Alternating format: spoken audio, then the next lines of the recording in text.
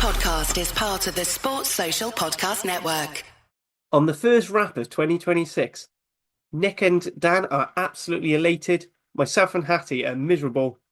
And we preview more Challenge Cup. So I hope you enjoy.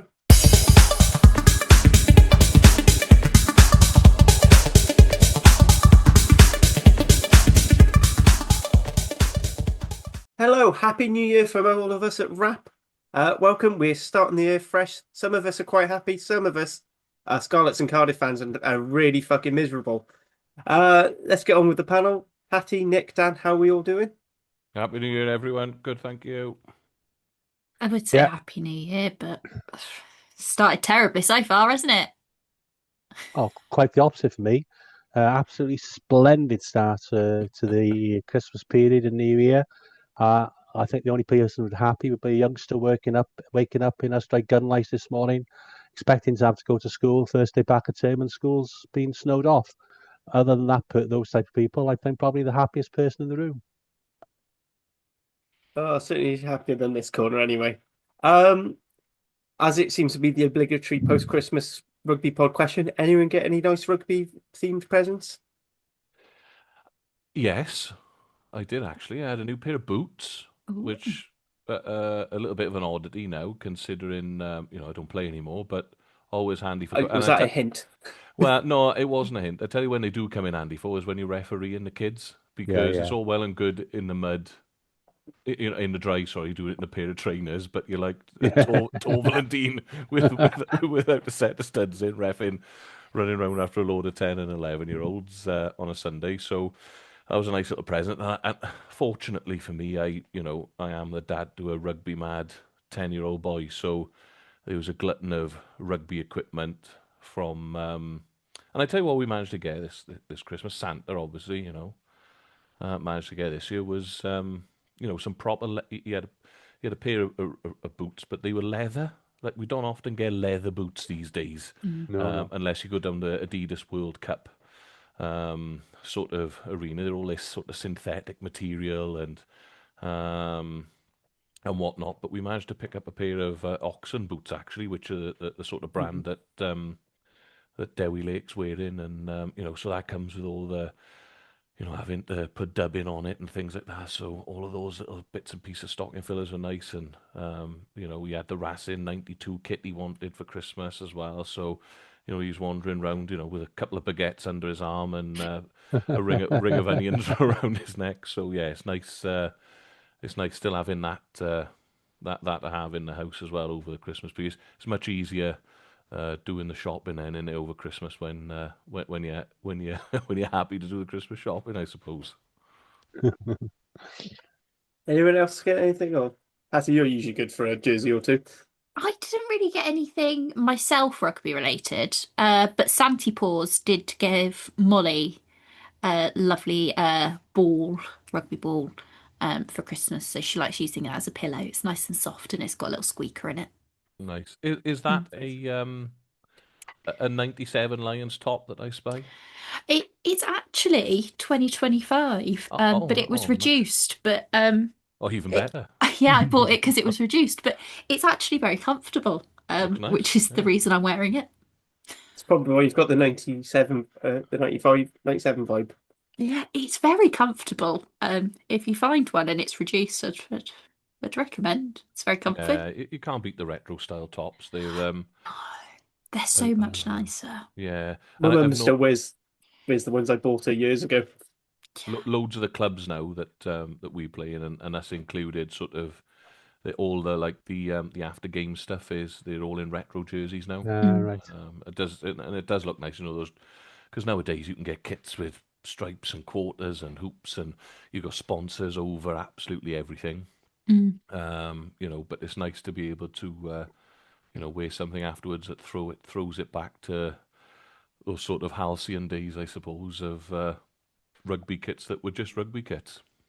They are nice. I do. Yeah, I do like a nice vintage style jersey. Absolutely.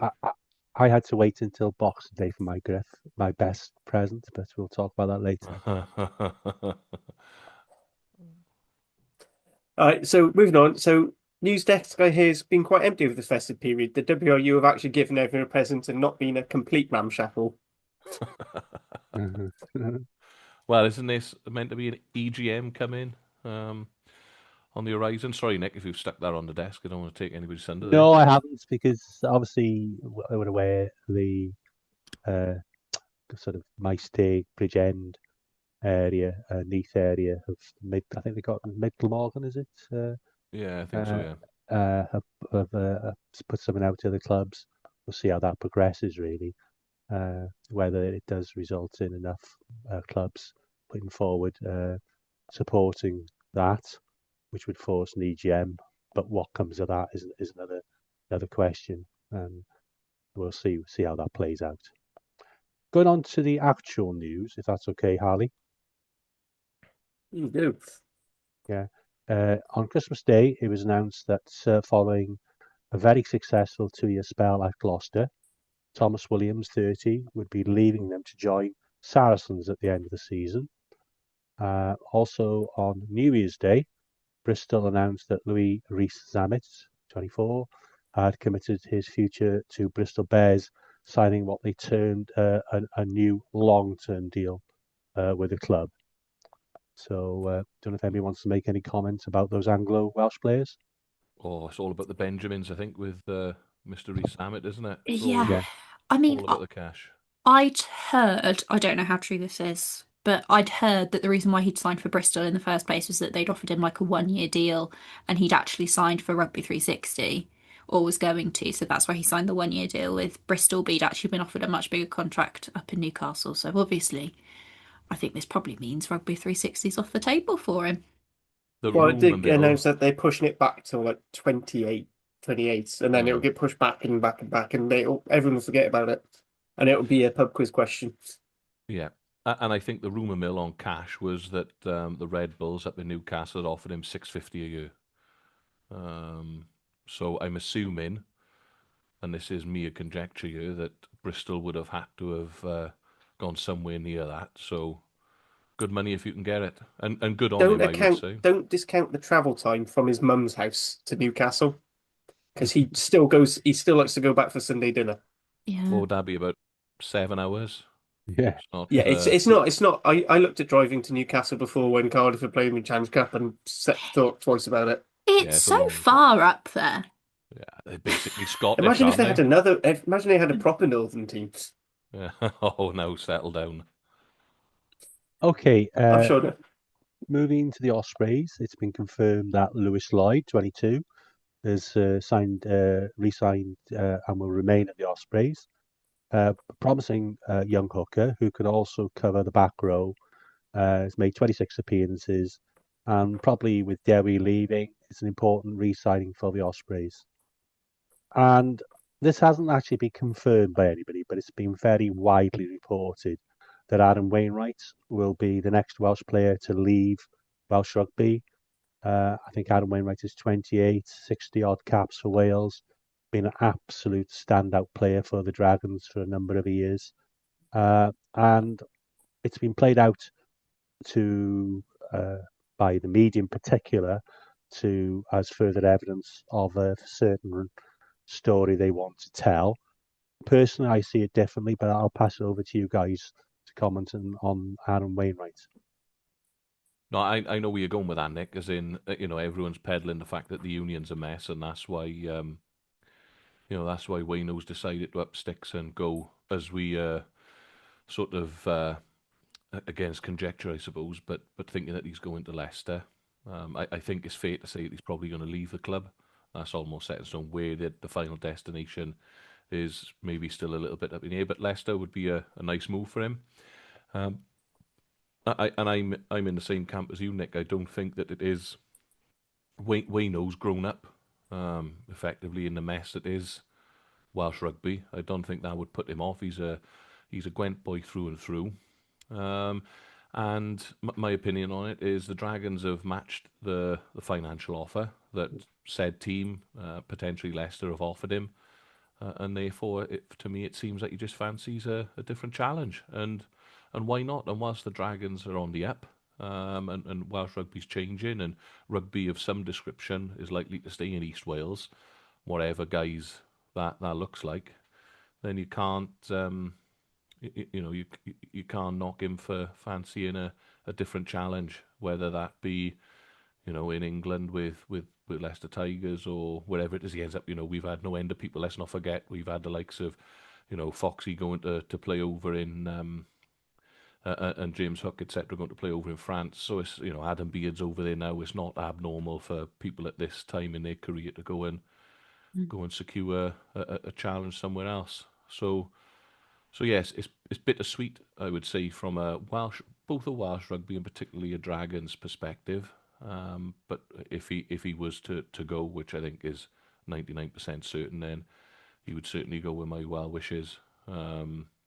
He's a top lad. A little bit of a sort of anecdote really is that when the Dragons trained during pre-season at Abertlery RFC, we did a little bit of a reel and posted it on our Instagram and Facebook, etc., of all the kids going, which play would you like to see? And basically it was either Rio Dyer and Aaron Wainwright. Unfortunately, Wayno was injured and couldn't turn up, but he obviously saw the reel, took the time out of his day to message our Twitter account to say, look, I'm really sorry that I've missed you. Is there anything I can do? Do you want messages sent out? If do you want me to come up again and make an appearance, whatever it may be? Really sorry. He was totally apologetic. I thought, sir, more importantly, being a good rugby player, he's clearly a nice guy. So, he'll be missed in Gwent. There's no doubt about that. But good on him. Okay, and final bit of news just announced today by the Scottish Rugby Union that former Wales women's coach Johan Cunningham will be joining them as a senior assistant coach for the women's side. Hattie, how have you taken this news? This is, I would say this is a bad decision, possibly one of the worst decisions that Scottish Rugby have ever made. But they've also hired Nusafora, so that one does trump it. For people who it slipped your mind, because I've seen quite a lot of people today kind of post about, oh well, he's done a good job with Fiji over the last couple of months. Obviously, Fiji beat Wales at the World Cup very narrowly in a very bizarre game. But completely forgetting that the reason why Johan Cunningham left was not just because of a run of poor results, but also due to bullying allegations, which were well founded. And I think essentially he left so that he wasn't fired. And obviously Nigel Walker went around the same time for issues with the women's game and the men's game. So personally, I don't think he should be trusted in this sort of position. And I think the fact that he's coming in under Nusafora, who has a horrendous rap for women's rugby, for what he did to women's rugby in Ireland, I'm concerned about Scotland. Obviously, this is a Welsh rugby pod, but it's not. It doesn't look good. It doesn't look good at all. Doesn't add to the jokes about the SRU looking over the WO and thinking that's how we should run a women's program. It's just. I think the SRU, for what it's worth, you're right on about the women's program, and I think they've done it in the men's program as well, because their under-20s over the last 4 or 5 seasons have been absolutely garbage. They've been terrible. There's another union. They've only just got back into the top tier of under-20s. Yeah, World Cup. Yeah. Season before last, they were playing, your Samoas and United States and all that sort of stuff. So there's someone else who haven't bothered to look south and gone, oh, hang on, what mistakes are Wales playing with their making with their golden generation? Yeah. And clearly they haven't done it with the women's section as well. So bye SRU maybe. Yeah. over the next 5 to 10 years, let's see what happens. They'll all not hit as rock bottom as we have. I'm just saying that. I mean, and the SRU in terms of development, they have at least gone with prop school, which really seen that issue, which is something I actually think Wales should implement. And they also have their ancestry.com golden account. Yes, they do. Yeah. Yeah. Yeah. If you went on holiday in Scotland at any time in the last 10 years and you play rugby, you can probably get a cap. Men's or women's team, doesn't matter. It doesn't matter. Yeah, it doesn't matter. You can get yourself. But before we get loads of angry comments from Scottish listeners, shall we move on to some And that's where we get on-field Welsh Leslie rugby. in. It's just She's the jokes. It's originator of the just joke. bit of banter. So obviously we missed the last couple of rounds of the URC due to Boxing Day, New Year's Day derbies. We're not going to go through game by game. We're in fact going to go by team by team. I'm going to do the order on the team. I'm going to say perform best, perform worst based on the number of table points they got. And to be honest, I think it is a fairly accurate reflection of the team that performed best and to worst. Just a quick run over the scores if you've forgotten or you've tried to memory hole it like I have. Boxing Day, Cardiff beat Dragons 22-19. Scarlets lost to the Ospreys 19-26. Then on New Year's Day, the mighty Dragons slew the Scarlets 28-5. And Ospreys did what they do best in January, which is make Cardiff look stupid and wimpy and weak and beat us 33-22. No doubts, no spoilers. Sorry, team I think performed best over the Festive Derbies was the Ospreys. So Nick, take us away, please. Okay, start with Boxing Day. Yet another Osprey win against the Scarlets. That's 7 wins in the last 8 games. I think it's fairly clear which is the best team in the West. The data backs that up. It's built on heart on defence, typified by Harry Deves, 25 tackles, 2 turnovers, carry 54 metres, and beat 5 defenders. The Ospreys had to do a lot of tackling. They made 210 tackles. There's a success rate of 90%, which hopefully our defence coach on the pod would appreciate. And that was despite playing with 14 men for 20 minutes. It wasn't all good. The lineup was pretty poor. And for whatever reason, a couple of refs certainly had decided Gary Phillips sets up his scrum bind and hit illegally. So we were penalised quite heavily for that. I'm not a scrum expert, but I have my theories on that. But we still managed to score 4 tries in a bonus point win, which is not to be sniffed at away from home in a derby. The returning Welsh Osprey centres, after missing a lot of rugby in the early part of the season, looked very, very solid. And I guess a real positive was that we have a number of players who didn't take part, and we'll come on to talk about that when we talk about New Year's Day, who were chomping at the bit. So we had some real rotation. And I think, again, it shows, certainly in derbies, and I think I said in the last pod when I was a little bit down after we'd lost at home to Munster, that possibly the next 2 games would be an opportunity for us to physically dominate 2 teams, because whatever challenges Scarlets and Cardiff bring, they don't bring the same physical challenge as, say, Glasgow or Munster. And that was proven correct. So, yeah, very, very promising. Obviously, to beat the local neighbours away from home was very much enjoyed by the travelling Osprey supporters. Do you want me to stop there? Do you want me to go on to the next game? Go through it. Just talk about it. Yeah, okay. On New Year's Day, we welcomed the best team in Wales to the Brewery Field. Perhaps not a shock in the way of Perpignan beating Toulouse on the scale of upsets, but the Ospreys just blew Cardiff off the park, and I think the last 5 minutes or so gave Cardiff a flattering scoreline, and I think it's proven in the Osprey festive games that the Ospreys are the most physical team in Wales. I think maybe Dragons could be pushing us hard there, but certainly in regards to Cardiff and Scarlets, when it really matters, we can out-muscle them, and we have a number of players who can do that. In the actual game, Harley was excellent, managed the game very well, proven he's the best scrum half playing in Wales, best Welsh qualified scrum half, or any scrum half playing in Wales, in my opinion. Dan Edwards showed a bit of maturity as well, managed the game very well. The pack went very well, and whereas Gary Phillips had been under some pressure going into this game, pardon the term, it was shit or bust for him, and he really came up trumps. He sorted out the issues on his bind, Scrum setup the referees seemed to have taken against him wasn't an issue. Scrummaged really well. And when he can do that, and if he can do that consistently, he has a very high ceiling because he's a very good ball carrier. He's got good hands and is a genuine jackal threat. And I think he had 2 turnovers. So with respect to people like Southworth and Matthias, who've been capped in recent years, you'd have to give me a very well-founded argument that at least he doesn't offer as much. Harry Deves was again great. Morgan Morris is back to his best after coming back from a long-term injury, and again offering options in the back row. Morse is a dynamic option as well. And it was good that the Ospreys were able to rotate. Moriarty wasn't injured, he was just being rested.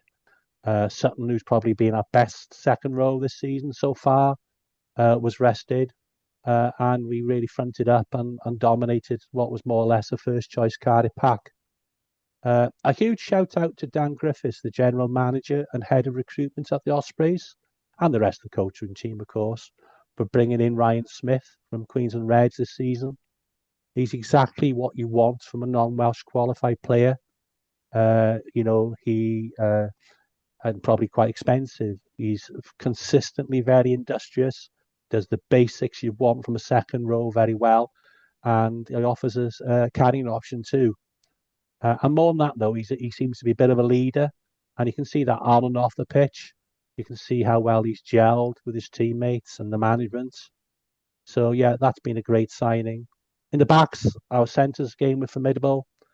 Keelan Giles got a wonderful try, and unlike some other wingers in Wales, can defend as well. Iestyn Hopkins is showing too. He offers something.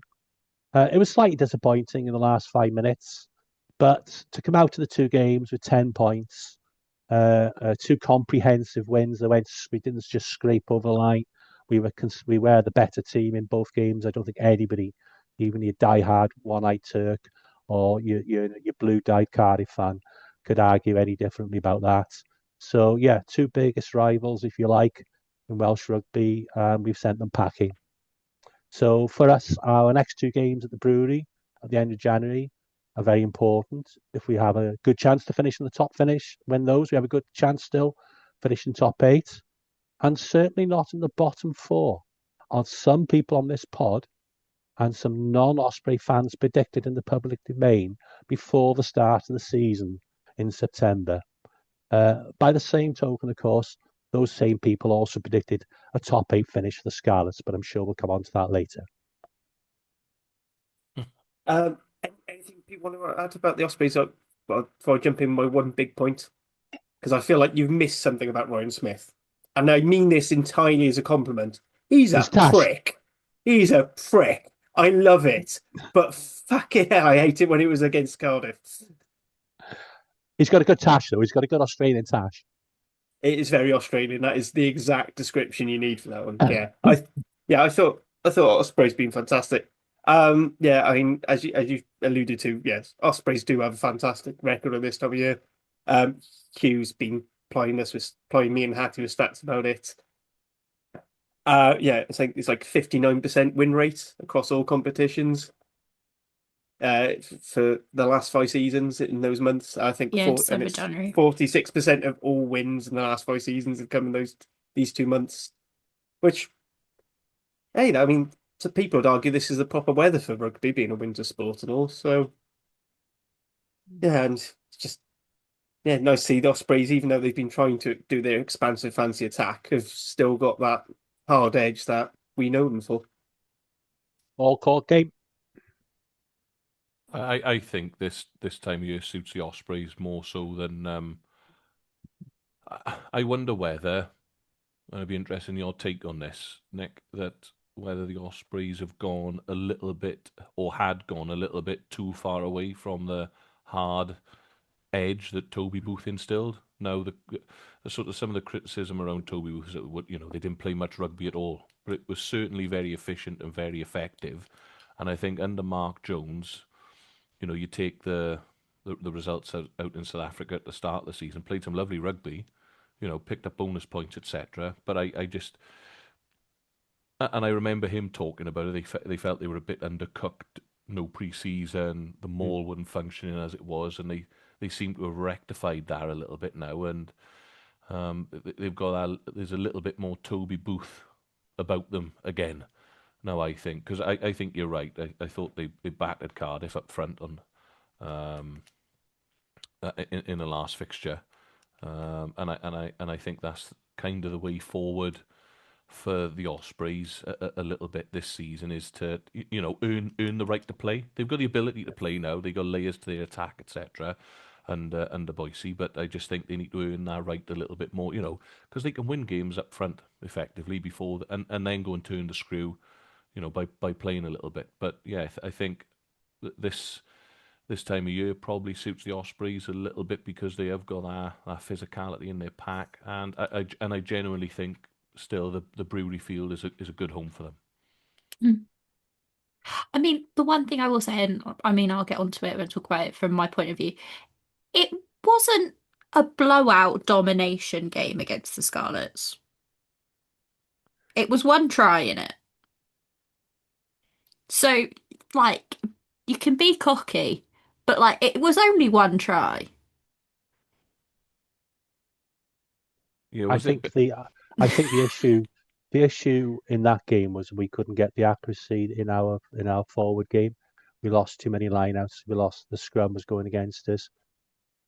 Who knows what would have happened if we could have won those lineouts and we could have had a not been penalised in the scrum. But physically, we dominated both teams, and if you can't see that, I'm sorry. I just think like sometimes when you get a win, it can be like, oh, not revisionist, but like oh, it was not. I personally don't necessarily agree. Right? It's a pretty dominant performance to me, but we'll move on. Anyway, moving on to the team I think did second best, and that is the Dragons. Oh, well, that's So, total Dan, I know bullshit, you're normally waiting. I know you're normally waiting a bit longer for this, but do you want to talk us through your winter? Yeah, well, I haven't actually seen you, have I, since before the Connacht game. So let's not forget now, it's 3 out of the last 4 for the Mighty Dragons. And so I suppose it's a little bit of an opportunity to maybe discuss the Dragons' sort of improvements as a whole, really, because when we discussed the Perpignan game away and they shipped 40 odd points to 17, if you remember, I sat on here and said, yeah, they did, but we effectively had like an SRC midfield. During that period, during that game, we were significantly undergunned. Tiered rotated the squad, and I kind of stand by that now because when the sort of quality comes back into the squad, there's no doubt about it. This season, the Dragons are a match for anybody. We've drawn 2 games on top of that, Sharks and Ospreys. The Sharks game most definitely just needed Rodri Williams to find Tinas to be, and we should have won that game as well. I know shoulda, woulda, coulda, didn't, but there's no doubt about it. The Dragons are much, much improved this season, and it's interesting because you listen to a number of other pods. You read the rugby press, and there's a lot being said about the coaching and the players. Ex-players on the BBC Scrum 5 pod have come out saying, what have the Dragons offered? Well, when the chips are down, the boys have actually pulled their fingers out. The coaching staff, the difference in the attack over the last 3 or 4 weeks, I think, has been night and day. I think some of that's personnel based. We've moved Inisi into 13. He's much more of a naturally gifted rugby player, I think, and gives us a genuine threat at 13. He's more comfortable defending there as well. You watch him for the one try that Hope scored down at Cardiff Arms Park on Boxing Day, where I know it was a turnover from Mason Grady, but he's picked the ball up. He's got the ball in one hand. You don't quite know what he's going to do with it. He pops it back inside so he's a bit more of an all-court rugby player and has got the ability to play. I think he's more of a 13 that can play wing rather than a wing that can play 13. So it'll be interesting when Paella comes back. I think Paella coming back could give an Iron Owen a whiff at 12 because he's played a lot of rugby lately. To maybe give the 2 Islanders a go at 12 and 13. I'd be interested to see how that goes. I think as well moving Di Richards out to the wing has been a good shout because again he's born and bred SRC. And I think playing him on the wing allows him to show that he's a good athlete, good runner, able to finish. His finish against the Scarlets was fantastic, but his skill set's not being quite as tested as it is when he's at 13. Mm. He's not having to make those decisions in and around catch, pass, running his backs moves, defending in at 13. So it gives him a little bit of a break and it utilises his strengths. And there's no doubt about it that the boys have come on. In terms of the game down at the Arms Park, I thought it was nip and tuck all the way. We deserved a bonus point out of it, and it was a good bonus point away from home. And then, the big result for me, I think, was winning at home again against the Scarlets on the weekend, and 28-5. I don't want to use the term domination, but we did dominate that fixture. I think it would be fair to say. The red card for the Scarlets didn't help matters. But when you look at how well our set piece went, scrum went forward, and the difference for me again, when you look at the way our scrum went, is we started with Martinez, Burrows, and Hunt, and finished with George Roberts, who's been a fantastic find. We've got an abundance of hookers at the minute. Finished with George Roberts, Wyn Jones, and Dlamini, the new South African tight head. So our scrum's not being underpowered compared to Josh Moore and Harry O'Connor that was coming on at prop for the Scarlets. There's a difference there, and the Dragons have been in that boat out in Perpignan. We're having Dylan Kelleher Griffiths, who's new to it. Jordan Morris have been playing there. Sam Scarf. We've blooded young props, but there's a difference when you can bring on experience, quality. It doesn't underpower your scrum, and I think over the last 4 weeks the Dragons have been good value for every point that they've picked up. I could go through the entire team really, but the standouts for me have been Robert Hunt. I think the way that he's solidified our scrum, ball carried, you watch the man clean out rucks, fantastic, and defends very well. Ryan Woodman's playing 4 and 6, brilliant, great line-out athlete. Ben Carter, Harrison Keddy's been good. We were able to swap in the likes of Thomas Young and Harry Beddle now at 7, 2 out-and-out number 7s. Both doing fantastically well. How good was Aaron Wainwright again on the weekend? There's that scrum 5 that we've had where he picks up, he rides the tackle of Josh McLeod, swats him away, carries the ball for 10 metres, clean exit, lovely, thank you very much, fantastic. I don't know what you guys think, but I think Shea Hope coming in has taken his chance, sped the game up, service from the rucks quicker. We're playing on the front foot a little bit more, allows us to bring that layered attack in because we're on the front foot. Tinas De Beer, I still think we lack a little bit of depth at 10, but by Christ, he's a tough, nuggety little South African that, gives his all blood and guts when he's on the field. He's been fantastic. And how good has Angus O'Brien been skipping the team from fullback? I think is an honourable mention to him as well because he's been fantastic. His goal kicking's been much better over the last few games as well, and I think that's taken a little bit of pressure off Tina. So, on the whole, I think the squad has done fantastically well. Dlamini, the new South African tight head prop, he's done okay when he's come on. I'd be interested to see how he goes now when he gets a start.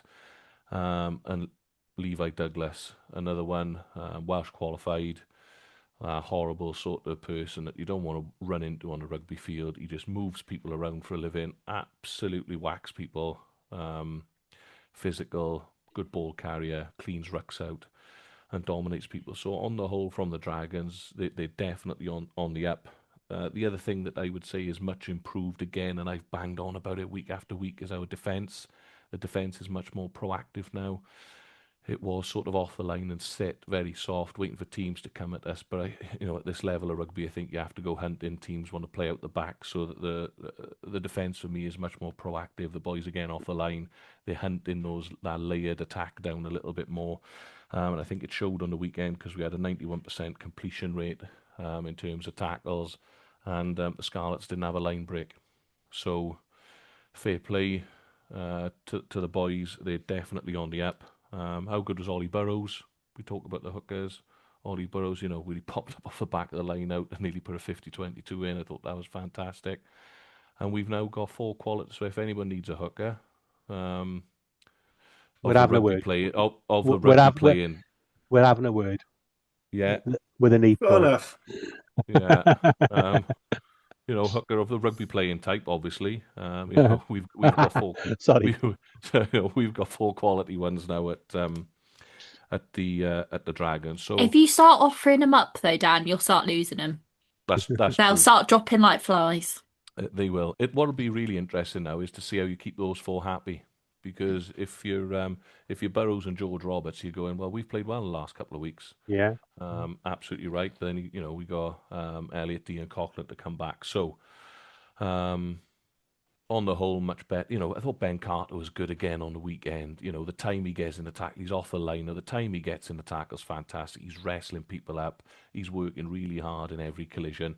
It slows the attack down. It gives your defence plenty of time to fold and get organised and get set and back off the line. So they've all, I don't want to go through the entire squad, but they've all been fantastic. So congratulations to all of them because they're starting to turn the corner. Well done to Philo and to Matt O'Brien and to everyone else involved in the coaching team because they've been under the pump a little bit. There's no doubt about that. And I think they've answered some critics. So whatever happens in the next few weeks and the coming months, I think it's fair to say no one can deny that the Dragons aren't improved. So good on them. I think we've picked up. We picked up 5, 6 points out of a possible 10 in the two derbies, and 11 out of 15 is it over the last 3 URC fixtures. So yeah, good on them. Well done to the men of Gwent. If you want a more in depth, look at that game, go and check out the boys on the Dragons layer because they've got Mystic, Gareth Leclerc on there as well, who will pick 3 out of 4. He's offering. He'll pick your lottery numbers for a decent price as well. So you can go and you can go and tap him up for that. But yeah, fantastic that they've turned a corner. I just another problem the Dragons have now. Well, it may be a little bit of a problem for them is that they've kind of set their bar.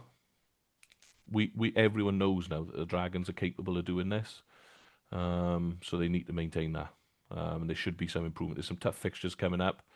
Europe comes back. I think we go away to Benetton next, and then Edinburgh at home. But we should be targeting our home fixture at least. So yeah, it'll be interesting. I don't know what you guys thought of the Dragons over the last few weeks. I mean, I have to be honest, I was so impressed last few games of the Dragons really with Shea Hope, and I do wonder what the new Dragon slogan's going to be because it can't be "It's the hope that kills you" now, because Well, it's the hope that's getting you through. Well, he's Shea Goat apparently. So Shea Goat. Shea Goat, yeah. So that's good. The one thing that's concerning me, I don't know whether you guys have picked this up, but we're utilising our bench sort of Wyn Jones. I'm looking at the subs from the latest game now. Wyn Jones on at 52 minutes, Slimani 52, Douglas 59, Thomas Young 59, Williams 65. But then we're using Westwood and Anderson, our outside backs, sort of at 75 minutes, almost like a token appearance, as if they had to go on, and the game was won, so they could go on. But if you notice, when we made those changes against Connaught, and those boys started to come onto the field, then we were 40 odd points up by then, but there was a little bit of a drop off again, wasn't there? So I think we do need, again, and now as Westwood coming on, Anderson coming on, Rodri Williams coming on, there was definite drop off. It's the same 3 in the backs. I think unfortunately for Rodri, we're at the point where the game slows down considerably when he comes on. And then I don't know whether Westwood and Anderson. I really like Hugh Anderson. I think he's got a high ceiling. He's one for the future. But yeah, I wonder whether he's not the player you want coming on if you're bringing on a scrum half to slow down the game. No, I'd say that. And I think we need that little bit of extra depth. If for example, if Paella comes back, I don't think he's available for this weekend. But when he comes back, and you're obviously going to drop an Iron Owen onto the bench if he's having a little rest. And Westwood drops out of the squad. I think we need that little bit more depth in the backs. And I was going to say, sort of compatible depth as well. I think Yeah.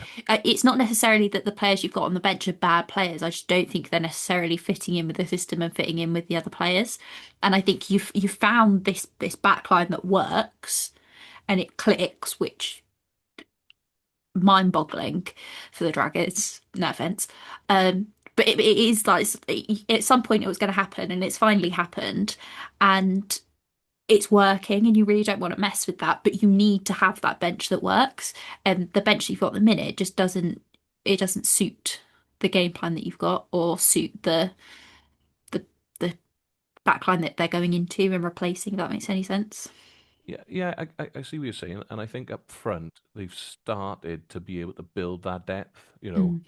Martinez, Wyn Jones, the four hookers, Rob Hunt, Dlamini, the new South African guy. Then you've got the likes of Levi Douglas, Ben Carter, Seb Davis, Shane Lewis Hughes, who's a bit of a hybrid, Woodman they use as a hybrid, Keddy, Wainwright, Bedall, Young. We're reeling off names now, and you're looking, there's going, they're slightly different, but there's not much of a drop off in quality. Whereas then you go, right, we're going to bring Anisi off and bring Joe Westwood on. Now, young West, he's only 21 years of age. He's got plenty of rugby in front of him, but there probably is a bit of a drop off at the moment. You're bringing Shea Hope off, who's in the form of his senior career. There's no doubt about it. Bringing Rodri on, there's a drop off. So, yeah, I think there's nothing we can do about that this season. Now we've got to get a couple of boys fit. That's the other exciting thing. We have got some people to come back in. But on the same token, if Tinas gets injured, we're thin on the ground. If we lose Paella, Inisi, Angus O'Brien, then we're thin on the ground in those areas. The quality's not quite the same for me, but yeah, definitely on the up. I would say it'll be interesting couple of weeks now for the Dragons, because I think they're in a position now where the pressure's on to back it up a little bit. Yeah, absolutely. So, if you enjoyed listening to Dan's love note to the Dragons, and you want to leave us a nice little message to say how much you agree or disagree, please leave a comment in the chat box below if you use it on YouTube. If you could also share the podcast with a friend, that would do anything with pod. If you want to go into a bit more depth on one of the 4 regions, the various pods are also available on the Rap channel. We also have the SRC podcast if you want to know about the tier just below the URC. And we also have our sister channel with the likes of the Bit of an Animal podcast, the South African Voice, the Provincial Show, which is just as imaginative as Leinster identikit player names these days. And we also have the Women's Podcast and the Mall Street Journal. And Scrum of the Earth. And Scrum of the Earth is now sort of semi-officially part of the Rap family, which is saying, so Hattie and Hugh were chatting with David. Yes, if you want to listen to me have a mental breakdown, do I have a pod episode for you? Yes, they've recently done an episode on it, deep diving the Scarlets, for those people who, enjoy Schadenfreude or need therapy. Anyway, moving down to the worst 2 teams of the festive period, we move on to Cardiff. So we got 5 points out of 10, and frankly, that wasn't good enough at all, especially combined with the Liam Belcher came out after the Scarlets game and said, we were poor and we needed to learn lessons, and we didn't, neither game. And frankly, we were lucky to get the 5 points we did, because I thought Dragons had a fair shout at beating us in that first game. And to be honest, those 3 garbage time tries when Ospreys just couldn't be asked, frankly. I think it was more of a case of that than us actually doing anything well. Just didn't look good. We need to, and Liam Belcher, I think, does have to take a fair bit of this, or Lansdale as a coach. We need to stop with these tap and goes where it's just sending one of the smallest players up on the pitch into 3 defenders. It doesn't work. When it was working at the start of the season, there was some disguise. There was a quick shift just before contact. That's not happening. We saw people arguing that, Cardiff maybe should have had 2 points on the New Year's Day game. If Sheedy got his kick. Again, I don't think we deserved it. Frankly, we didn't play that well. We were completely outmuscled. I think maybe 3 players in Cardiff were any good. Ben Thomas, I thought, played particularly well, but still had some issues handling the Ospreys' defence. I thought Josh Adams is back to his best now. Not like as a flashy try-scoring winger, but he's just doing nuts and bolts and getting all the basics done right. And I thought Alex Mann looked excellent, and it really makes me want to see another Harry Deves, Alex Mann back row again. I think you need to have an absolute massive unit at 8 for it to work. But I'd just love to see the sheer chaos that those two could cause together, because they clearly wanted to have a friendly scrap towards the end of it. But most of it's just a thing. I think when Cardiff have played our game best, we've kicked more than opposition, and we haven't been doing that the last few games. And I think that's causing us a lot of problems with our transition. I don't know if it's scared because we've been found out a little bit in the aerial game. Mason Grady, I think, can show some good things ball in hand, but I think sometimes you sort of see he's a player who's not played anywhere near as much rugby as he probably should have for his age due to his injuries. And I think he shows a lot of naivety, and some of his skill aren't quite there. McNally looks tired. Is a thing. As much as I love old Sergeant McNally, I think we're really missing having someone like Teddy just to help recycle that second row a bit more than we wanted to. Yeah, I like to take the mick, say some things, but for me, honestly, I'm a bit annoyed that lessons that we should have been learning, they're not. Things like taking the threes and making the most of our advantage. The Ospreys showed what we should have done against the Scarlets when we were in the same situation. We were leaking penalties and letting them live in our 22, and they came away with points, which is something we failed to do. I think I said for the New Year's Day game, 40% of the game was spent in the Cardiff 22. That's just not great, really. Like if we're going to be a team that's low possession, we've got to make the most of it when we do have the ball in the opposition 22.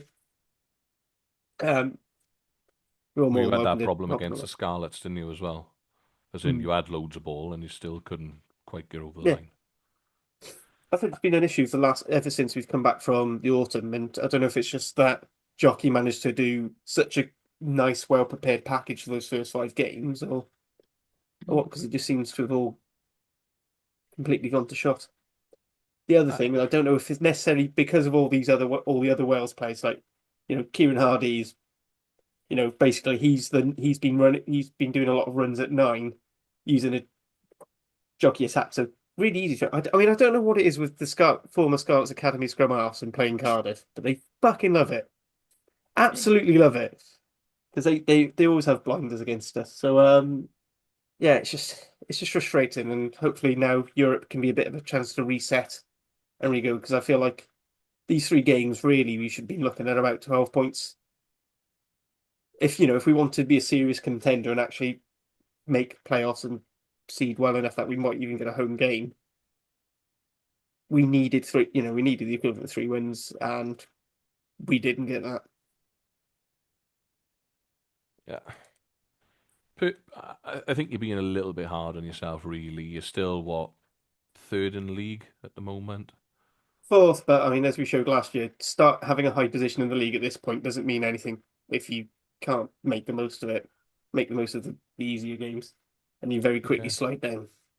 Yeah, there is that. And what are the upcoming fixtures, Harley? Let's have a quick look. So we've got Ulster away, Benetton at home, then it's the break, then we've got Leinster home mid Six Nations, then it's straight after the Six Nations is the South Africa tour, Glasgow away at some point, and we finish Stormers at home. And none of those are particularly gimmies. And like we playing some of the hardest teams when some of the hardest fixtures when we're depleted due to Wales call-ups. And then, it is a bit of an excuse, but it's something we've all seen, that when we take away that front line of players, we do start to struggle quite badly. Yeah, and I think this is the issue across every team in Wales at the moment, is the depth, isn't it? You take and look, I think with success at regional level comes, I got no doubt that if you're the Wales management, you're probably looking at someone like Shea Hope, for example, now and going, oh, maybe it's worth having him in camp. I'm not saying that he's going to play for Wales. He'd be maybe 4th or 5th choice at the moment. Maybe it's worth having him in camp, which means that the Dragons don't have him in camp, and then the Dragons go revert back to playing Rodri there. Things, those sorts of things do make a massive difference. But you've said, I think, this is coming from, a Gwent man here. I think the City Slickers down in the capital, you've set yourselves up well, I think, over the last few weeks to go and have a proper go at it. There's no reason why you can't beat Benetton at home. There's no reason why, you've got two derbies coming up, the Ospreys at home, Scarlets away. There's no reason why you can't pick up something from those. And the Stormers at home as well. So I don't think it's all doom and gloom. Yeah, you were second best down at the Brewery Field. You won't be the only team to be second best down there this season. The most concerning game for me, I think, was the Scarlets fixture from a Cardiff perspective, because, like I said, you won't be the only team to go and get beaten up down at the Brewery Field. But to have as much possession and territory, etc., as you did against the Scarlets and not to win that fixture, that would be the one that rings most alarm bells for me, I think, as a supporter, because maybe, as you've said, that sort of Matt Sherratt effect, especially in terms of the level of, how clinical you'd been previously, is maybe starting to wear off. I don't know. Also, the Scarlets have been dog shit, so the fact you lost to us is really quite concerning. I loved it, but I would be concerned. Nick, that's an interesting point that Hattie makes. Do you think that, whilst the Ospreys and the Dragons have beaten the Scarlets, do you think it's, is that a reflection of the Scarlets rather than a reflection on, the Dragons and the Ospreys, for example? Because that was a little bit of my concern in terms of beating the Scarlets. I genuinely thought the Dragons were going to go and beat the Scarlets. Yeah. I thought it I was going to be think close. I've said all along, when I made a joke about the predictions on this group and others at the start of the season. I've always maintained that the Ospreys can offer physicality, and that's backed up at 3 or 4 levels in the pack. Yeah. So my view has been that once we had got into the season and I brought a few of our players back, we'd be hard to beat. And I think that is, we're not, at the end of the day, I don't think any of us are top 6 teams. There seems to me to be a gap between top 4, 5, 6 teams. Then there's a group of 4, 5, 6 teams in the middle, and each can beat each other on their day. And I think on the whole, that's the best any of us can hope for currently, with the strength of our squads in Welsh Rugby, and hopefully not finishing the bottom 2. And that's just the way it is. We're struggling to compete with your Leinsters, this year the Stormers. I still think the Bulls are a decent team. Then you've obviously got Glasgow, who are consistently good, and Ulster this year are very good as well. And then Munster are a hard team to beat. So those for me are the better teams in the league. And then the best we can hope for then is sort of the next group. We don't, not at the moment, none of us seem to be able to kick on, do we, to break that ceiling into that sort of elite teams in this league.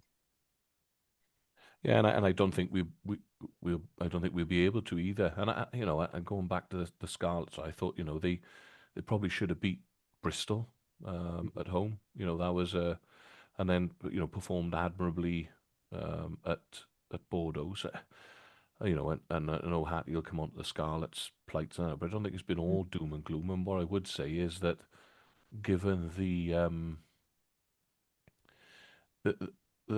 what's the word I'm looking for? Given the current climate in Welsh rugby, actually, do you know what? We ain't doing too bad.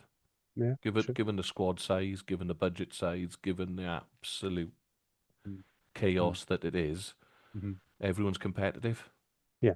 Especially if you could get your best 23 on the field, all 4 clubs, all 4 regions, pro teams, whatever you want to call them, they'd be competitive week in, week out if you could keep the best 23 to 30 players available week in, week out. And I think that's testament to us keeping 4. Yeah. I know we've gone on about that, but we don't want to drag on about it now. But that does show that with a little bit more, an improved pathway, investment, and improving what we've got coming through, then there's no reason why we can't have We can't have four. I know it'll come down to money. Everyone says we simply can't afford four teams, but it's there. We're not far off. We're really not far off.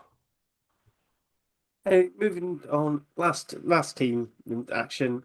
Hattie, do you just want to submit your facial expression as your essay for this one, or do you have some words? I do have some words.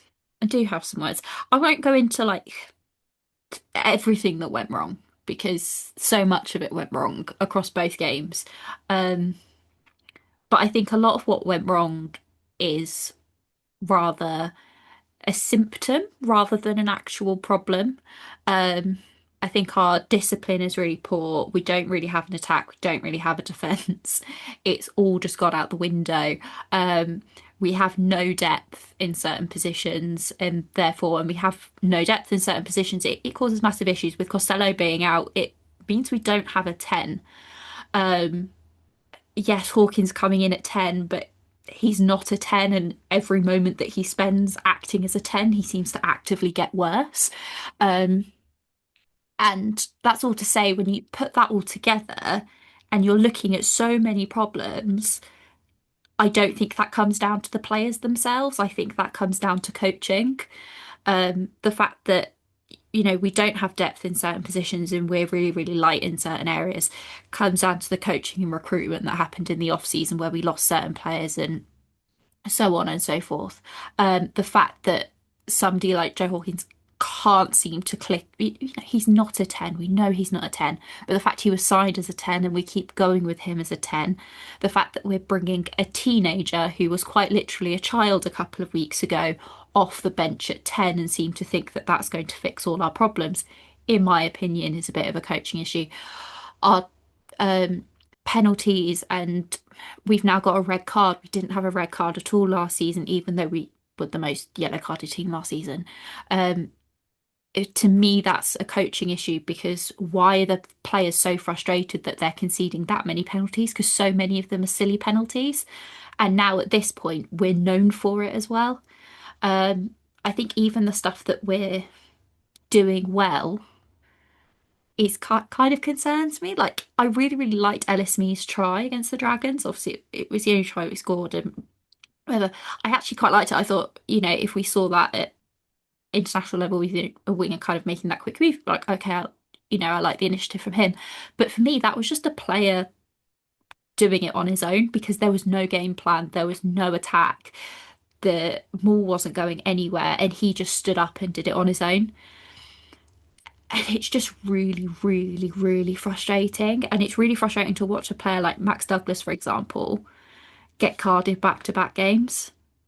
And it's like, for me, watching him, he just looks like an incredibly frustrated player that's now making really poor decisions. Um, so yeah, it's just frustrating. And we are actively getting worse. I will say, like, the Ospreys game, I don't think was as bad. It was 7 points between us. Yeah, the Ospreys are a more physical team. We know they're a more physical team, but usually we're able to do something with our attack. Our attack is usually better than the Ospreys. Our back line is usually, we're able to pull something off. We're just not. We're not able to score any more than 3 tries per game at the moment. So as soon as another team gets 4 tries, it's over. And then against the Dragons, we were just completely and utterly outmatched, which I said before, I hate the Dragons game. And that's why. I don't know what you guys are going to say about either of those games, but it was just depressing.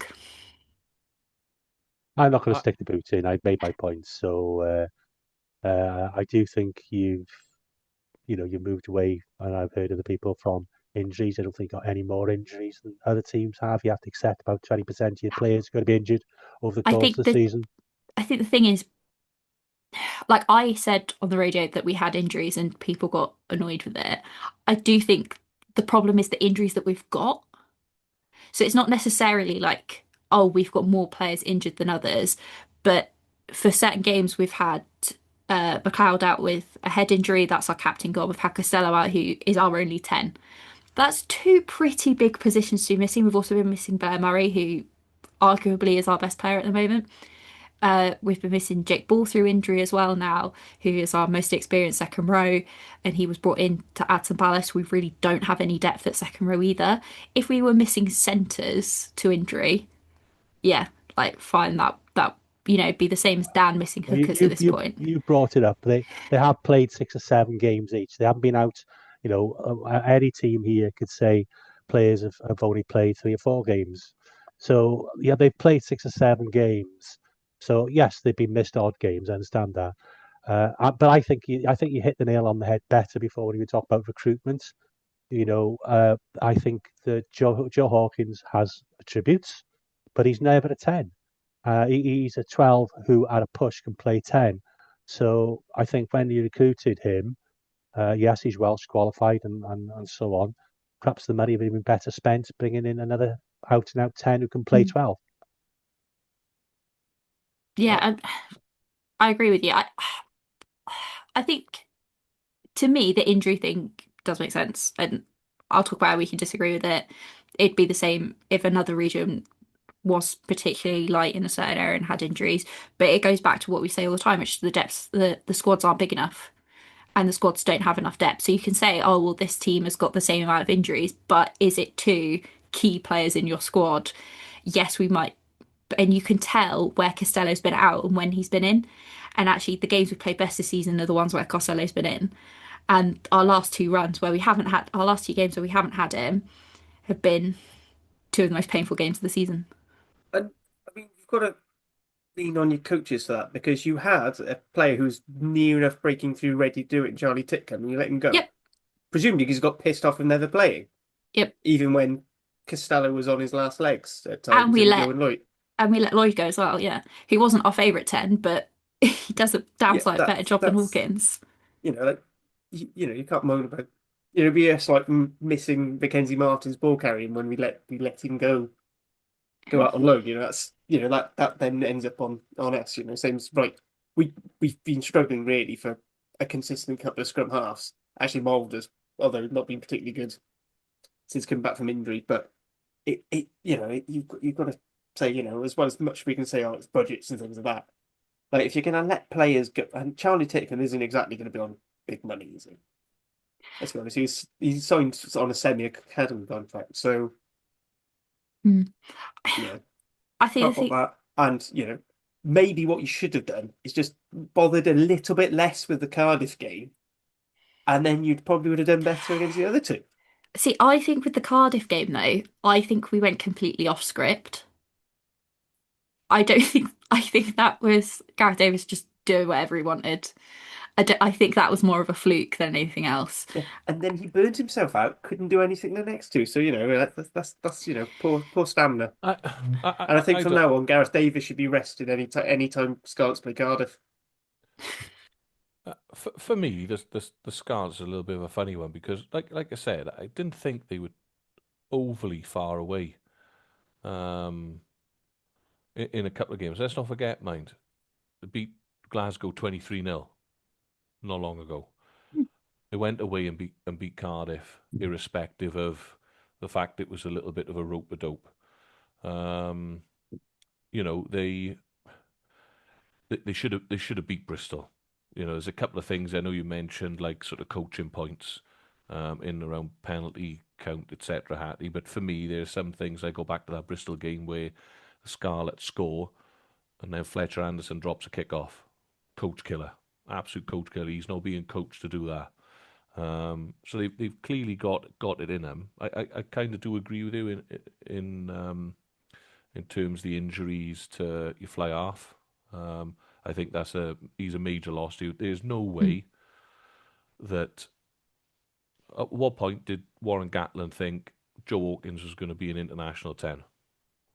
I don't even know if he's an international level player at this point. I don't know. He must have had the crack pipe out he at saw the he time. saw the height and he saw the weight and went, that's a bit too small for a centre. We'll make him a 10.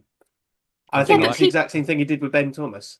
I think he's a good footballer, Joe Hawkins. I really do, but he's a ball playing 12 all day long. There's no way, and I think you've missed.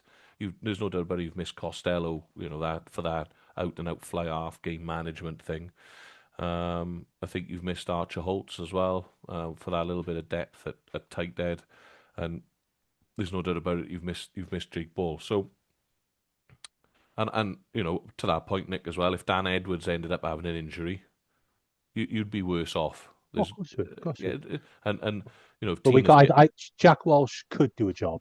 We'll do a better job than my opinion than Hawkins would. Yeah, and I think that's the Scarlets' problem is whereas if at Cardiff they'd have the Lloyd go in, at the Dragons we'd have Angus O'Brien go in. I think all of those boys and Walsh would go in at the Ospreys would do a better job at 10 than Hawkins is doing at the Scarlets. And that's not a slight on Joe Hawkins because, like I said, I think he's a talented rugby player. It's just for me, he's not a 10. I don't know how anyone can think that he is. And how old's Joe Hawkins now? 23, 24, something like that. Yeah. Surely that experiment's done, has to be done, and you need to play him in a position of strength. Surely. So I don't think, for me, the Scarlet season is at a little bit of a tipping point. The reason being is I thought they turned a corner after the 23-0 win against Glasgow, top win, and then they've fallen away again. I know, like I said, they won down at Cardiff, but that was a little bit rope-a-dope. So then again, I look at the fixtures, I go, right, do you beat Pau at home? Possibly it's a good opportunity to get back into winning ways. French teams don't like to travel. They're probably not interested in the Champions Cup. Would prefer. I think I think Poe have thrown it as well. So both thrown a good opportunity. Then you got to go to Franklin's Gardens. Then you play Ulster at home. Ulster have got a lot to play for. Benetton away, Edinburgh away, Connacht away. Then it's not until like Zebra at home. So I think these, even though they're European fixtures, I think these couple of fixtures are important for the Scarlets to, not let. It's on a knife edge for me at the minute. It could go one or two ways. Couple of good performances now. A win against Pau, and I don't think they're going to win at Franklin's Gardens, but a good performance there. And maybe get a bit more momentum back. But it really is tough. Really is tough at the moment. So yeah, and I genuinely mean this. I just hope none of the Welsh regions finish bottom of the league. I don't care who finishes bottom. I just really hope it's not one of the Welsh teams. I feel like this happens every year to one of the Welsh teams where everything just falls off and like the wheels come off and like there seems to be calls for the coach to go and like there's injuries in key positions and there's bad signings and there's this and everything just kind of falls apart. And this year it's our year. And as a Scarlets fan, I know that under Peel we can only do half a season anyway. And we've had such a shocking start that you just kind of hope it improves. But then, no offense, Dan, we get absolutely smashed by the Dragons. And it's just like, well, I can't see it where it goes from here, really. I've seen lots of stuff online going, Dwayne Peel has to be sacked. Who do we replace him with? Who do you replace him with? I'm available. You have to buy me out of my App Lady contract, but I'm available. I'll take you, Dan. I'll take you. You were rocking up to the Fiji women's side. I was. One of our private chats. I was joking earlier, and we were talking about Cunningham going to Scotland, and I was like, anybody could do a job at Fiji. All it needs is a good forwards coach, and you'd be halfway there because they just need a bit of organisation. I'm sending Dan in, and then Harley was like, he's actually a defence coach, and I was like, I don't think he would care. I think he would just like the weather. The weather this time it would be absolutely fantastic in Suva. There's no doubt about it. Yeah. And to be fair, you'd probably have to double job as defence as well as a forwards and defence coach. Yeah, it's women's rugby. You need to do forwards. I'll cut the grass. I'll do the sweep the changing rooms. And run the water. Thankfully, I don't think you have to do grass cut in the Suva because it's always under a permanent layer of rainwater. So, well, he's got his new boots. I have, and they're leather and they're waterproof with dubbing. So, bring it on. Get me a ticket. And I think that's the festive derbies sort of wrapped up. So, just sort of a state of play in the URC as we are at the halfway point. So, on the table, just going to go. And I've lost the bloody thing. Do you want me to read it out for you? I've got it in front of me. Yeah. I had the table set up. That page is gone, and I had the shields up, so I've got the table now. Okay. So proper professional. You can tell it's a new year, new me. I'm less competent than I was before. So Cardiff are in. So just the Welsh teams. Everyone can look at the table for the rest. So Cardiff's in fourth place. So 6 wins, 3 losses on 31 points. Next we've got Ospreys in ninth with 3 wins, a draw, and 5 losses, and that takes them to 18 points. Then we go to the Dragons on 2 wins, 2 draws, 5 losses, and 16 points. So only 2 behind the Ospreys. And then in the bottom, we've got Scarlets on 2 wins, 6 losses, 9 points total. But they do have a game in hand, which is the away game to Connacht. In terms of the much. So, I was going to say, yeah, we've got a game in hand to Connacht, who are 12th, who have the same amount of wins and losses as us, but significantly more bonus points. Oh, yeah. Yes, once again, we're showing how important bonus points are. Bonus points are huge. And then going over to the much coveted Parkgate Hotel Hubcap, we have Ospreys topping it on 12 points, then Cardiff on 11, Dragons on 9, Scarlets on 5 points, but Ospreys and Scarlets have one more derby to play than Cardiff and Dragons. The fight for second place is on. Is the fight for second place. It's basic. I think Cardiff and Dragons both have to play Ospreys and Scarlets one more time each, so it'll be how we do better. Who does better out of those? Which at the moment is looking like the Dragons. Dragons go to Park of Scarlets last but one day of the season, I think. There or thereabouts. Something along those lines anyway. Last game of the last season. One, I think we host we go to Park Scarlets, but the last but one, I think. Anyway, we've got Dragons last game of the season. Last game of the season it is. Yeah. So you finishing on double derbies? Or close to double derbies? Playing the Ospreys the week before. You come to us the week before. Ooh. Bring it on. Do you know what? The game for the Ospreys to secure 8th place. Yeah. Anyway, moving on. So we've had, over the break, we had a little bit of women's rugby. So can you tell us what happened in the big Celtic Challenge derby? I can. So it was a Gwalia win, 38-7, which I think is pretty much, I don't know if I predicted a actual scoreline, but I did predict a Gwalia blowout. Wasn't surprised. Again, just total dismantling of Brython, who struggled in the backline and at the breakdown. Have to shout out Maisie Davis, who I've said it before online. She's future Wales captain to me. I know she's really young, but if you watch her and the way that she interacts with her fellow players, her leadership on the pitch is just immense for somebody who's like 20. Like, it's mad. She had a jackal turnover and an almost 50-22 again for the second week in a row. Bearing in mind, she's a loose head prop. Centres from both teams impressed, which was great to see. Kelsey Webster from Gwalia and then Brython's Gabby Heelan got the only try for Brython. And this is really, really great because of the centre issue that we've had in the Welsh national team for... Oh. I was going to say like at least since COVID, and then I was like, so much longer. It's just I can't remember there ever being a good centre partnership that worked. Anyway, good friend Sean. Can I call out some bullying in that game? Yeah, go on. Because a certain number 8 that we all like sort of picked on the opposition 10 quite a bit. Brian King. He did what a good back row should do and abuse the opposition 10. And I'll be honest, at one point I was about to call Childline. Yeah, so she really went for whoever was paying 10 for Brython. But the problem was Hannah Marshall came on, and I think I mentioned last week, she's so small. And Bryony went after her and just flattened her, and it was late as well. Like, I love Bryony, and she usually plays 8 for Gwalia, but she has like a proper nasty blindside flanker streak, like proper old school. I'm scared she's going to punch somebody in the face type of streak, just because she's so competitive. And she just took out anybody that was nearby. It was pretty bad. But you kind of want that streak. She reminds me a lot of Ross Moriarty. I was about to say I wouldn't have been surprised if her surname was actually Moriarty. That's what she reminds me of. She's more Moriarty with a bow. Version. Yeah. Yeah. Yeah.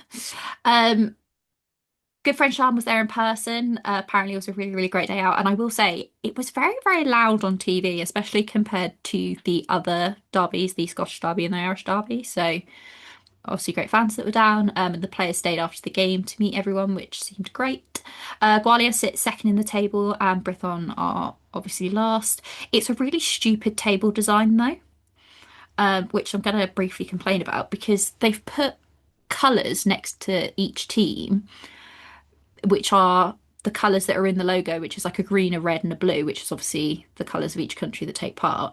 But they've just done it as like blue, red, green, and then it like carries on instead of the colour being linked to what country the team is from, if that makes any sense. So you look at it and you think you don't realise that Gwalia are second because you look at the colour and you think they're from a different country. Does that make sense? It's stupid table design. It's not the website's not particularly great either. Oh yeah, I'll say I've tried to find that.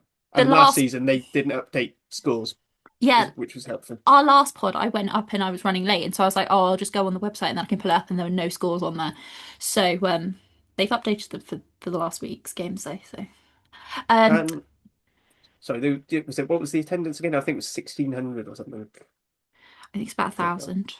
Yeah, which not bad for a game that doesn't exactly get any airtime or advertising Wasn't advertised in the middle of Christmas. in the middle of Christmas, the day after the men's Boxing Day derbies, on the middle of a Saturday in Cardiff. Yeah, it wasn't bad.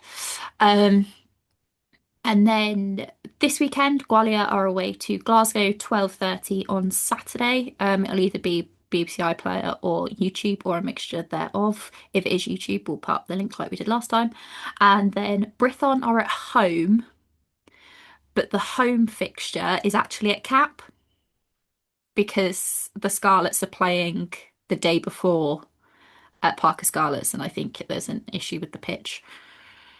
Anyway, they're playing in Cardiff against the Clovers at 12 on Sunday. So if you're in Cardiff, go down. It's relatively inexpensive. And it should be a decent game. I'm expecting a Gwalia win and probably a Brython loss. But I feel like if we get one team that maybe like hits, like if Gwalia came second, I'd be happy with that.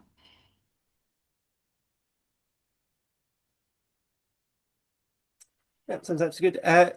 Nick, Dan, anything you want to ask about that Celtic Challenge before we No, move on just to hoping previews? some of the younger players can maybe push on for Welsh honours.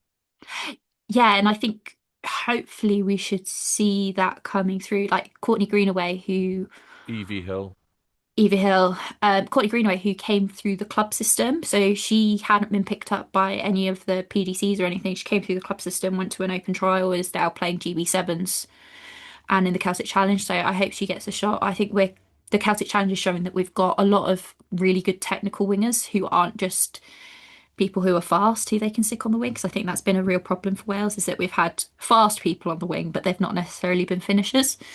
So I think we're kind of showing that in the Celtic Challenge, and our front rows that are coming through are decent, especially with the likes of Evie Hill, Molly Reardon, and our absolutely ginormous second row of Tilly Vuchai, who again has been amazing the last couple of games, and Allow Pierce as well. So yeah. Anything else? What, for anything else or in terms of the Celtic I Challenge? was just saying, is there anything else you want to ask specific about the women's before we move on to Europe? No, it's good. So I said, I noticed time's getting away, and I'm not used to having to get up early in the mornings at the moment after having lots of lie-ins, so I'm starting to get quite tired myself. So if we just quickly go through, everyone just has to take a couple of minutes to talk about their team. So first up, we have, fucking that was me. So Cardiff hosting Racing 92 at Cap. Buy your tickets if you want to watch from the comfort of your home. This one is on Premier Sports.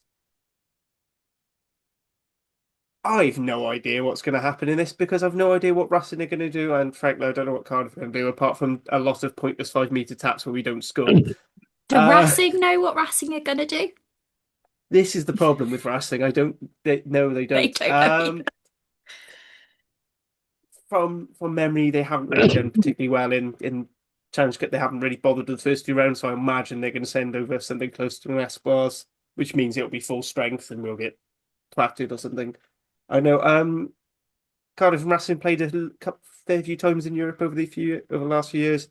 It's always been a particularly fun game, even if the quality's not particularly good and it borderlines on very unserious most of the time. But this is one I think Cardiff should win. It's a good excuse to try and erase the issues we've had during the derbies and try and focus down back on what's worked for us well at the start of the season. So solid kicking game and efficiency in the red zone. And I think we just focus on that. Maybe not worry so much about fancy patterns. Getting look more just kick the more boring, kick the leather off of it, and and then strike when there's a golden opportunity. It's about that. Next up, then we have Benetton hosting Dragons in the very exotic game that we've never seen before. One of these rare matchups at the Stadium in Ingo. That one is on S4C as well as EBCR TV. Dan, do you want to? Yeah. I think that it's not the most important fixture for the Dragons. For me, this is all about we need to make some changes. I would say Rob Hunt, for example, has played an awful lot of rugby at tight head. I'm unsure, to be honest, again, because the comms can be pretty poor on it, of what we got coming back. My understanding is Mackenzie Martin is fit, even though he's been seen in a leg brace. Seb Davis is due back, I believe. We think Paella is going to be another week, but you never know. We may see him, even if it's from the bench. So, and I'm not unsure about the two hookers. I know D's still out. I'm unsure how far off Brody is, but nevertheless, I would think that TAT is going to get the mix things up a little bit this week. It's travelling away. Benetton have already won 2 games in this competition and are sitting pretty towards the top of the pool. I suspect they'll go pretty strong and look to finish off and secure their place in the next round. The big thing for me this weekend for the Dragons is to go and secure a point, whether that be coming within 7 or scoring 4 tries. For me, the way the attack's gone in the last couple of weeks, I would double down on scoring 4 tries. Go out there, throw the ball around, keep working on this layered attack, and see if we can sneak 4 tries rather than trying to come within 7 and holding out, playing the territory game. Go throw the ball around. We've got nothing to lose really out there. The big game for me then is the following week against Newcastle. If we can sneak a point, because having looked at the standings, I think it's the top 4 that go through from the pools. Yep. And we currently sit 4th. Below us, Lyon and the Lions are 0-2. Have lost both their games, and I'm assuming, especially the French team, Lyon, is not going to have much interest in it. So hopefully, if we can pick up a point away from home, it'll take us up to 5 points, and a couple of results go away. But it would be nice to have that fixture then the following week, Friday night, Rodney Parade, with knowing that if we pick up a result against Newcastle, we're into the next round. The Dragons have something to play for. It's exciting.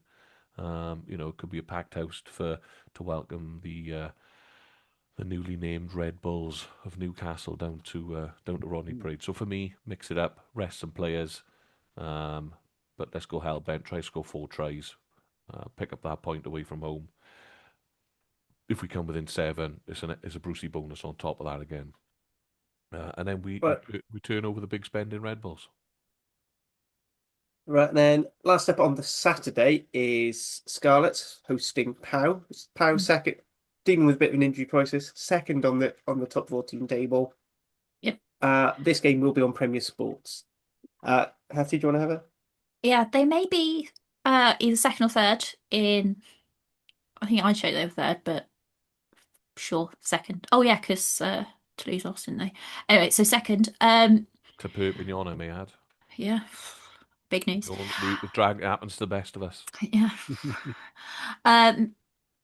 But they are 6th in the pool in Europe.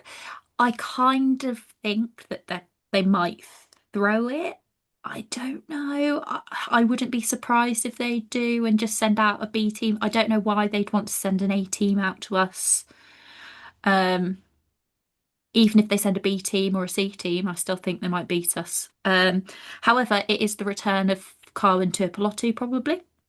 So that'll be exciting. And hopefully they don't poach any more of our players to sign for them for next season.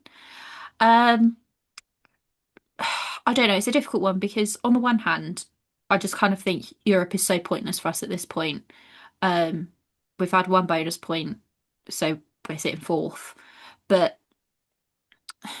I would much rather us try and do something in the league rather than deal with Europe. But at the same time, I feel like maybe a bit of confidence might help. Mm. I feel like as long as it's not a drubbing like the Dragons was, if it's a competitive game, then that's a win. But in all honesty, I'm just in my Welsh rugby depression mode, so. But it's the Scarlets, so anything could happen.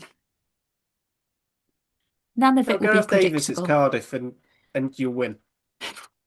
Who knows? Maybe Carwyn Turpalotu will get confused and accidentally score an own try somehow.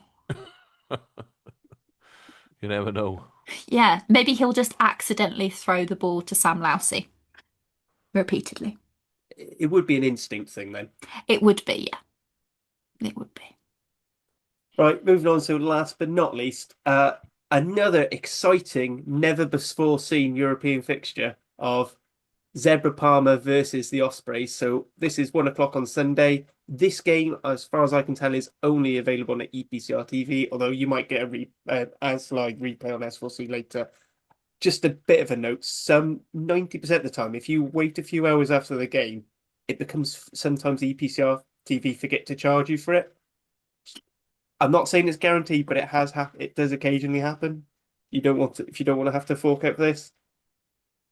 Nick, do you think Ospreys can use this to get that four try bonus point they should have gotten at home in the league, or do you think this is a bit of rest, thinking that you're in a good position, 10 out of 10, or are you aiming for that top spot to try and get as strong a home seeding? I think there'll be a lot of rotation.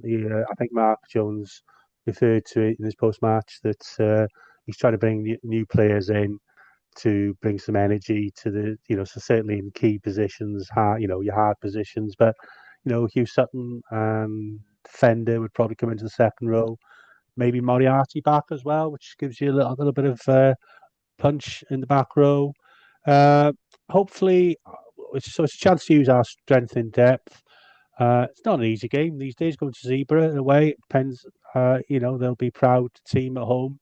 Hopefully, our Southern African, I suppose, rather than South African contingents can be involved. They didn't feature at all in the last two games. I don't know what their injury status is, but they will be around the stadium on New Year's Day, and as was our new player, Marco De Witt. So maybe a chance for the 6'3" back rower to maybe have a debut off the bench. Hopefully, we've got at least one fit scrum half, and we're not starting with Keelan Giles at 9. But I see no reason why we can't get a win out in Parma.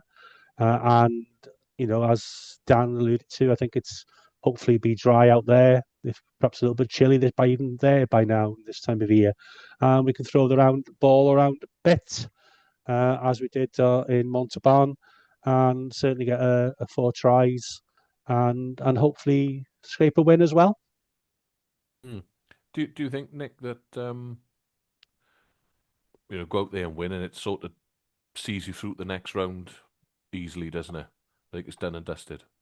I think then it becomes, we're in a very strong position. Yeah. So let's see where we are next week. Montpellier will bring a challenge, wherever they bring over any French team does. But certainly that's a game we can win at home. And certainly, the smaller ground, the change rooms and so on should be in Osprey's favour, not a sort of high-flying top 14 team in France. So should we get anything out of the game this weekend, and especially a win, we're in a very, very strong position then to go far in the competition, which is, I guess, what you want. You want to be having round of 16, and then who knows, we might even win a quarter final. But I'm not going to hold my breath on that one. It's funny though, and it's a funny situation to be in because you know that if you went over, like, say you did go full tilt and gone, right, we're going to go and try and pick up 5 at Zebra, capable of doing so. That takes you to 15 points. Finish top 2, no problem.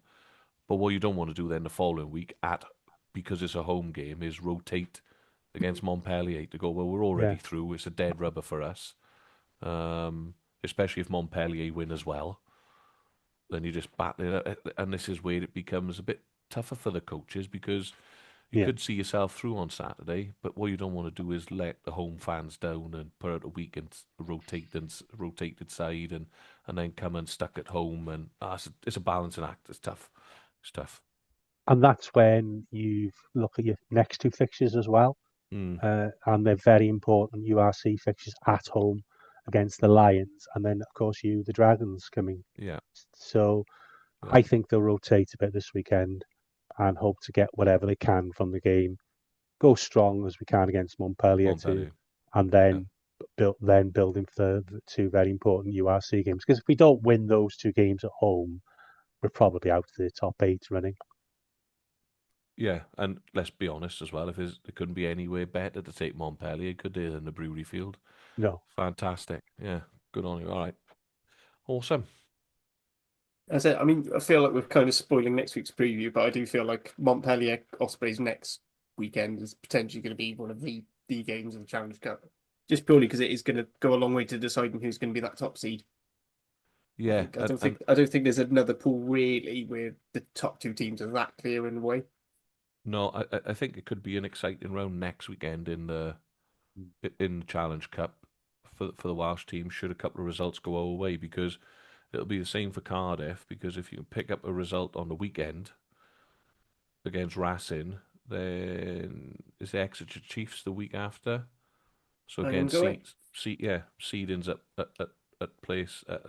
stake for that, and the same for the Dragons. But it's nice to be in this position where you're looking at and going, this is what fans want. So, yeah, good on them all. Good. I hope they all go through. But and as highly seeded, do they all avoid each other then in the next round? The Welsh teams? No, not necessarily. That's why we ended up playing Scarlets in the round of 16 last year. That's shit, isn't it? Let's be honest.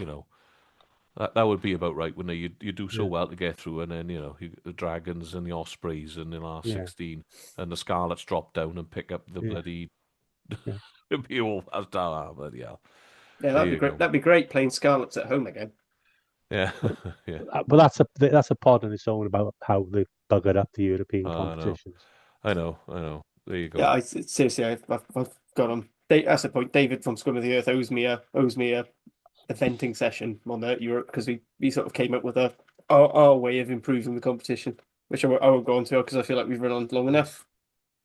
So thank you for putting up with that little bit of rambling. Thank you for listening to the rest of the pod, and thank you, Hattie, Nick and Dan, for joining me as ever. Once again, Happy New Year.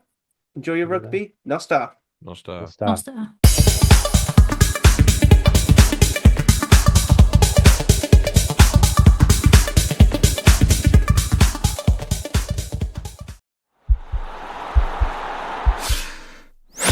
This podcast is part of the Sports Social Podcast Network.